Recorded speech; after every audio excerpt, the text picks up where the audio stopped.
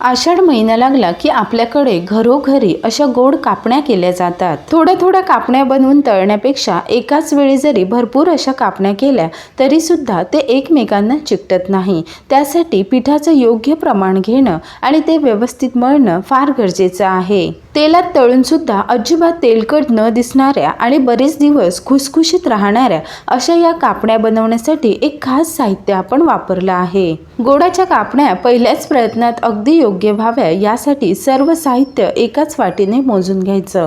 तर इथे मी हे एक वाटी भरून गूळ घेते। गॅस मी मध्यम ठेवलाय आणि यामध्ये लगेच एक वाटीपेक्षा 2 चमचे कमी एवढं पाणी घ्यायचं। या गुळाचा पाक वगैरे न करता हे गूळ पाण्यामध्ये फक्त विरघळू द्यायचं।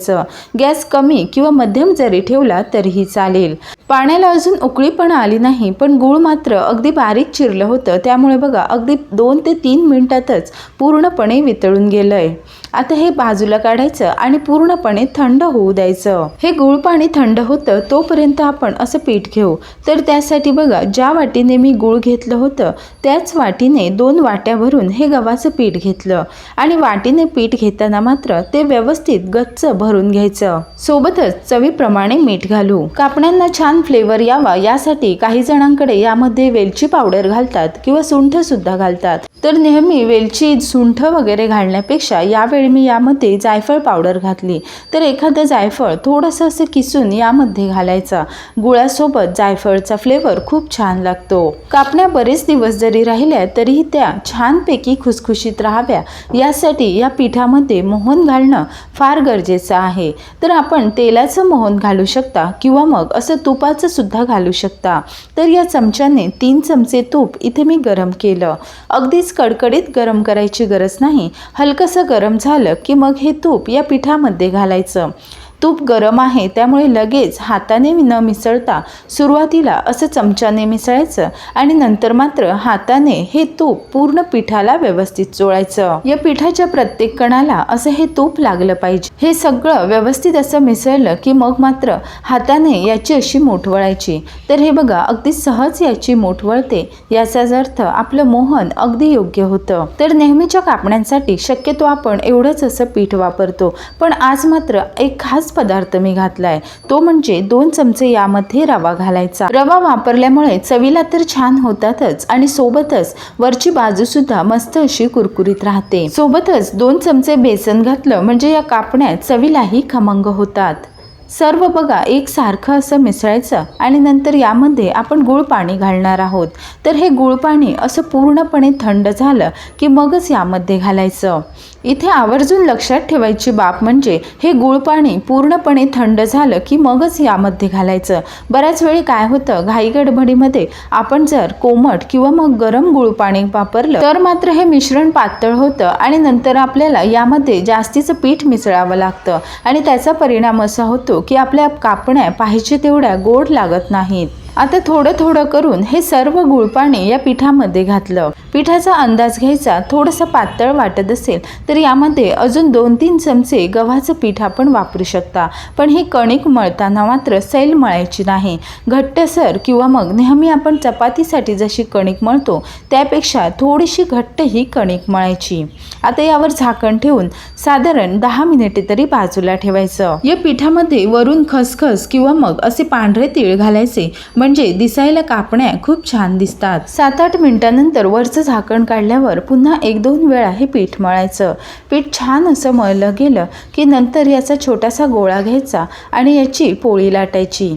तर अगदीच छोटा गोळा न घेता नेहमी आपण चपातीसाठी जसा गोळा घेतो त्यापेक्षा थोडासा मोठा गोळा घ्यायचा आणि ही पोळी लाटताना सुद्धा फार पातळ न करता मध्यम आकारामध्ये लाटायची।